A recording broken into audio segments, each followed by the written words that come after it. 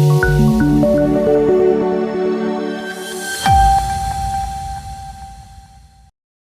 દર્શક મિત્રો, સમાચારની વાત કરવામાં આવે તો વેરાવળ શહેરમાં એલસીબી પોલીસ દ્વારા નામાંકિત હોટેલ શ્યામના પાર્કિંગમાં રહેલી ગાડીમાંથી દારૂનો જથ્થો પકડાયો। વેરાવળ શહેરમાં એલસીબી પોલીસ દ્વારા નામાંકિત હોટેલ શ્યામના પાર્કિંગમાં રહેલી ગાડીમાંથી દારૂનો જથ્થો પકડાયો। પોલીસને મળેલી બાતમીના આધારે ડોળાસાનો શખ્સ દારૂ લઈ અને આ હોટેલે પહોંચી રોકાયો હોવાની બાતમીના આધારે દારૂ પકડી પાડ્યો।